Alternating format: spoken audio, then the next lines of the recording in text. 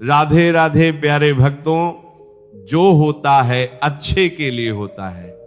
ये केवल एक कहावत नहीं है, बल्कि ये जीवन का वह परम सत्य है जिसे अगर आपने अपने हृदय में उतार लिया तो आपका जीवन अभी इसी वक्त स्वर्ग बन जाएगा। हम मनुष्य बहुत ही अल्पज्ञानी हैं, हमारी दृष्टि बहुत छोटी है। हम केवल आज को देखते हैं, हम केवल अभी को देखते हैं।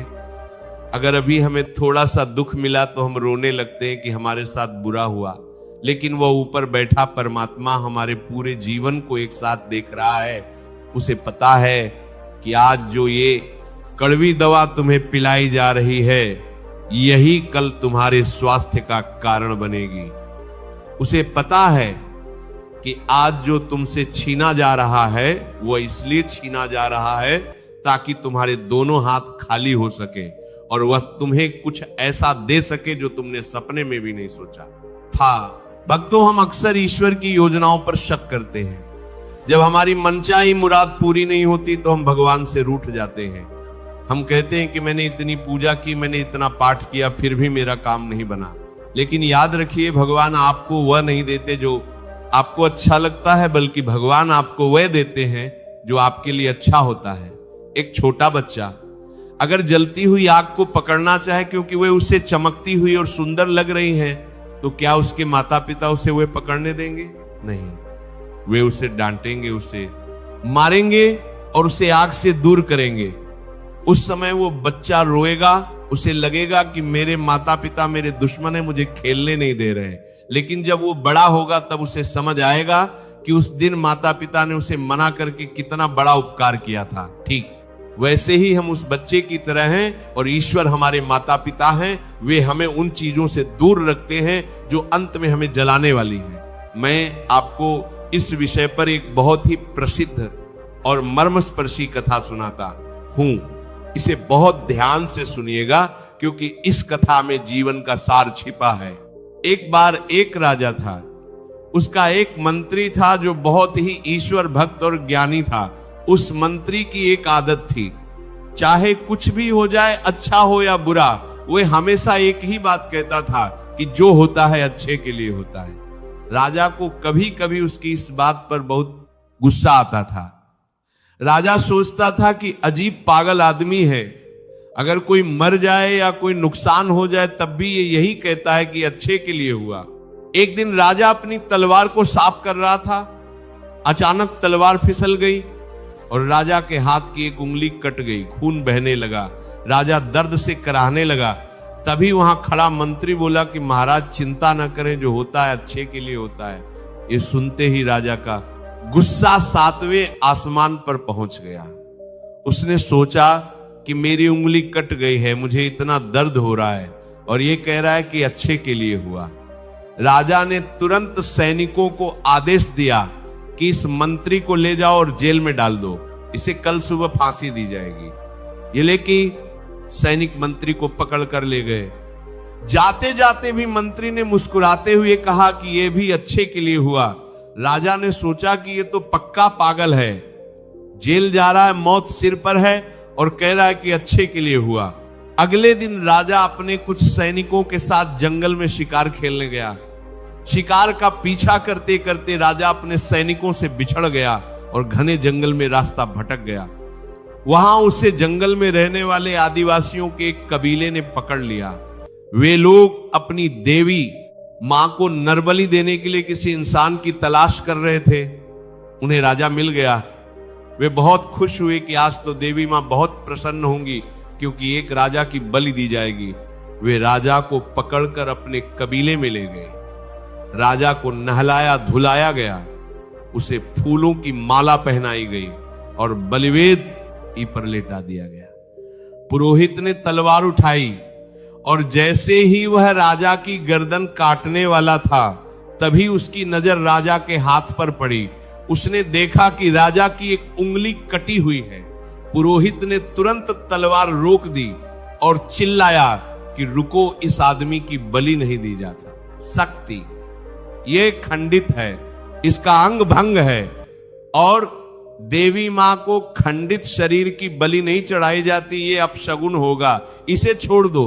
आदिवासियों ने राजा को छोड़ दिया। राजा अपनी जान बचाकर वहां से भागा। जंगल से बाहर आते ही उसे उस मंत्री की बात याद आई कि जो होता है अच्छे के लिए होता है। आज उसे समझ आया कि अगर उस दिन उसकी उंगली नहीं कटी होती तो आज उसकी गर्दन कट जाती। वो उंगली कटना उसके लिए वरदान बन गया। राजा तुरंत अपने महल पहुंचा और सीधा जेल गया। उसने मंत्री को जेल से बाहर निकाला और उससे माफी मांगी। राजा ने कहा कि मंत्री जी आप सही थे, मेरी उंगली कटी तो मेरी जान बच गई, ये तो मेरे लिए अच्छा हुआ, लेकिन मुझे एक बात समझ नहीं आई। जब मैंने आपको जेल में डाला तो आपने कहा था कि ये भी अच्छे के लिए हुआ, इसमें आपके लिए क्या अच्छा हुआ? आप तो बेवजह जेल में रहे और आपको कष्ट हुआ। मंत्री ने हाथ जोड़कर कहा कि महाराज ये तो बहुत ही सरल बात है, मैं आपका मंत्री हूं और हमेशा साये की तरह आपके साथ रहता हूं।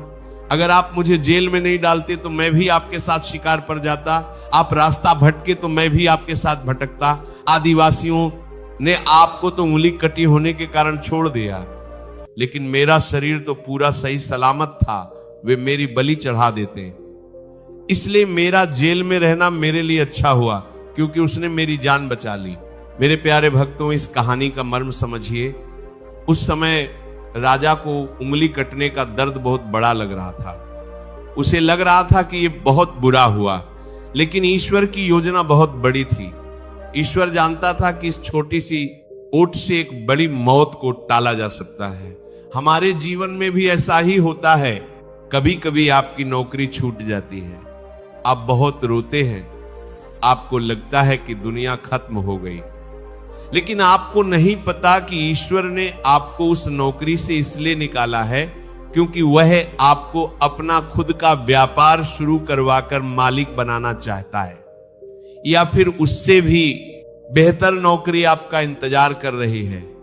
अगर वे पुरानी नौकरी नहीं छूटती तो आप कभी नई दिशा में कोशिश ही नहीं करते।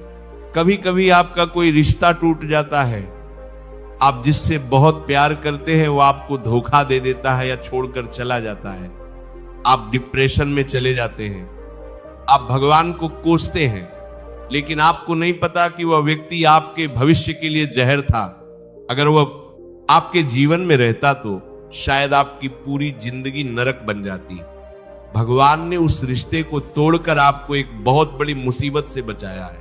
ये तो उनका धन्यवाद करने का समय है ना कि रोने का। कभी कभी हमारी बस छूट जाती है या ट्रेन छूट जाती है और हम बहुत झुंझलाते हैं, लेकिन बाद में पता चलता है कि वह बस आगे जाकर दुर्घटनाग्रस्त हो गई। तब हम भगवान का शुक्र मनाते हैं। भक्तों, हमारी दृष्टि बहुत सीमित है। हम दीवार के इस पार खड़े हैं और भगवान दीवार के उस पार खड़े हैं। हम सिर्फ वर्तमान का दुख देख रहे हैं और भगवान भविष्य का सुख देख रहे हैं।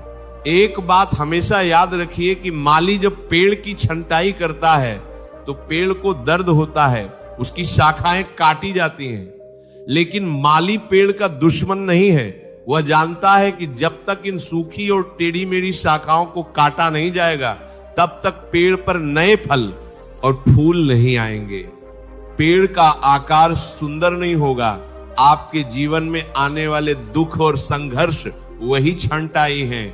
ईश्वर आपको काट छांट कर सुंदर बना रहा है। जब भी आपके साथ कुछ बुरा हो तो 2 मिनट के लिए आंखें बंद करना और अपने इष्ट देव का ध्यान करके कहना कि प्रभु, मुझे नहीं पता कि इसमें मेरा क्या भला छिपा है, लेकिन मुझे आप पर पूरा भरोसा है। अगर यह आपकी मर्जी है तो इसमें जरूर मेरा कल्याण होगा। मैं इसे आपके प्रसाद के रूप में स्वीकार करता हूं। जिस दिन आप में आप स्वीकार भाव आ जाएगा, उस दिन आपके जीवन से तनाव, चिंता और डिप्रेशन हमेशा के लिए खत्म हो जाएगा। श्री कृष्ण ने अर्जुन से कहा कि हे अर्जुन, तू केवल कर्म कर, परिणाम की चिंता मत कर, क्योंकि परिणाम मेरे हाथ में है और जो मेरे हाथ में है वह कभी गलत हो ही नहीं सकता। अगर मैं विष भी दूंगा तो वह अमृत बनकर ही तेरे पास आएगा। मीराबाई को राणा ने विष का प्याला भेजा था। मीरा जानती थी कि यह विष है, लेकिन उन्हें अपने गिरधर गोपाल पर इतना भरोसा था कि उन्होंने हंसते हंसते वो विष पी लिया और कहा कि जो मेरे प्रभु ने भेजा है वह तो चरणामृत ही होगा। और देखिए उनका भरोसा जीता, वह विष सच में अमृत बन गया। आजकल के लोग थोड़ा सा नुकसान होते ही टूट जाते हैं, आत्महत्या जैसे विचार मन में लाने लगते हैं। अरे पगले, तूने अभी फिल्म का सिर्फ इंटरवल देखा है, पूरी फिल्म तो अभी बाकी है।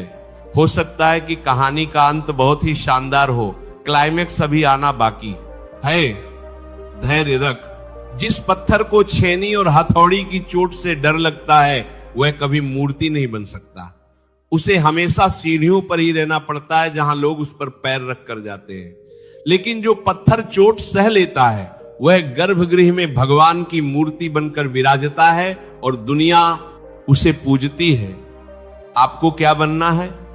सीढ़ी का पत्थर या भगवान की मूर्ति? अगर मूर्ति बनना है तो चोट सहनी पड़ेगी और ये मानना पड़ेगा कि ये चोट मेरे भले के लिए है।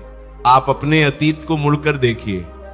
आपके जीवन में ऐसी कई घटनाएं हुई होंगी जब आपको लगा होगा कि सब खत्म हो गया, लेकिन आज जब आप पीछे मुड़कर देखते हैं तो आपको एहसास होता है कि अगर वह घटना नहीं हुई होती तो आज आप यहां नहीं होते जहां आप हैं। वह ठोकर आपको सही रास्ते पर लाने के लिए जरूरी थी। भक्तों, विश्वास एक ऐसी शक्ति है जो असंभव को संभव बना देती है। एक छोटा बच्चा अपने पिता के कंधे पर बैठा होता है, वह बेफिक्र होता है, उसे नीचे गिरने का डर नहीं होता। उसे पता है कि मेरे पिता ने मुझे पकड़ा हुआ है। क्या हमारा भरोसा उस बच्चे जैसा है? हम कहते तो हैं कि भगवान हमारे पिता हैं, लेकिन हम हर पल डरते रहते हैं। हमें लगता है कि भगवान हमें गिरा देंगे। ये कैसा विश्वास है? प्रारब्ध पहले रचा पीछे रचा शरीर। आपके जन्म लेने से पहले ही ईश्वर ने आपके जीवन की पूरी पटकथा लिख दी है। आपके सुख, आपके दुख, आपकी सफलता, आपकी असफलता, सब कुछ तय है। और वह परम दयालु है। वह कभी भी अपने बच्चों का हित नहीं कर सकता।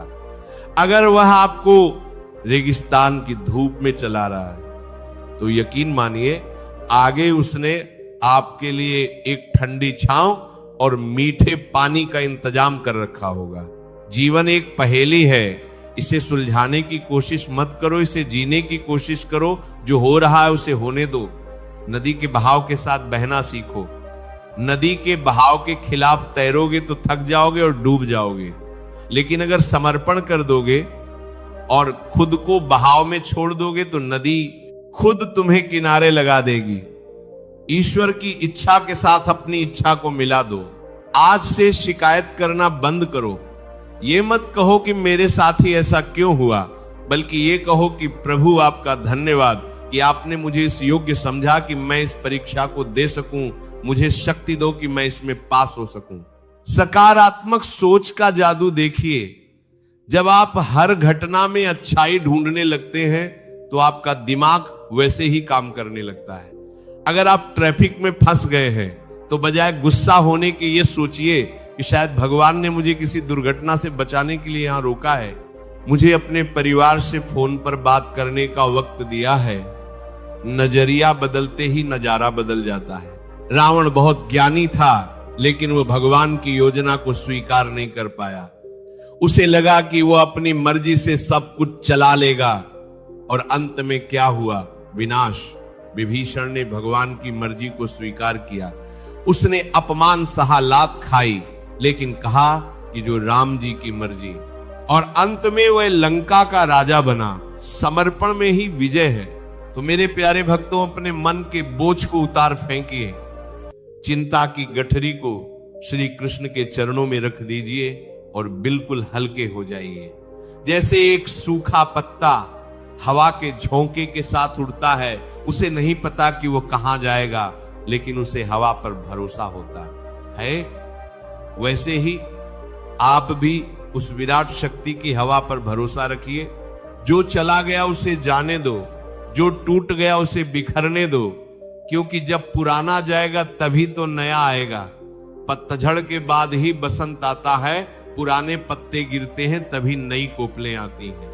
आपके जीवन में भी बसंत आने वाला है, बस थोड़ा सा धैर्य रखिए और मुस्कुराते रहिए। याद रखिए कि ईश्वर के कारखाने में कोई भी उत्पाद बेकार नहीं होता। अगर उसने आपको बनाया है और आपको एक जीवन दिया है तो उसका कोई न कोई उद्देश्य जरूर है। आपके साथ जो कुछ भी घटित हो रहा है वह उस उद्देश्य को पूरा करने की ही एक प्रक्रिया है। अगर आज अंधेरा है तो कल सवेरा भी होगा, अगर आज दुख है तो कल सुख भी होगा। ये चक्र है, घूमता रहेगा। आप बस केंद्र में स्थिर रहिए, अपने विश्वास को डगमगाने मत दीजिए। कहिए कि हे नाथ, मैं आपका हूं और आप मेरे हैं, इसके अलावा मुझे कुछ नहीं चाहिए। मुझे पूरा विश्वास है कि आज की इस चर्चा और उस राजा मंत्री की कहानी ने आपकी आंखों से अज्ञान का पर्दा हटा दिया होगा। आज से आप रोएंगे नहीं, बल्कि हर परिस्थिति का स्वागत करेंगे। अब समय आ गया है आपसे विदा लेने का, लेकिन जाने से पहले मेरी आपसे एक विनती है। अगर आपको आज का यह वीडियो प्रेरणादायक लगा हो और इसने आपके मनोबल को सहारा दिया हो तो कृपया इसे लाइक करें। आपका एक लाइक हमारे लिए बहुत मायने रखता है। ऐसे ही जीवन को सही दिशा दिखाने वाले सत्संग और संदेश पाने के लिए चैनल को सब्सक्राइब करें और बेल आइकन जरूर दबाएं ताकि कोई भी नया संदेश आपसे छूट ना जाए। अपने पूर्ण भाव को प्रकट करने के लिए कमेंट में प्रेम से राधे राधे लिखें। ये केवल शब्द नहीं, आत्मा की पुकार है जो सीधे गोविंद तक पहुंचती है। इस वीडियो को उन दोस्तों और परिवार वालों के साथ जरूर शेयर करें जो जीवन की परेशानियों से जूझ रहे हैं। आपका एक शेयर उनके जीवन में नई आशा जगा सकता है। तो आइए अपने जीवन की डोर सांवरिया के हाथों सौंपते हुए प्रेम से कहें, राधे राधे। जय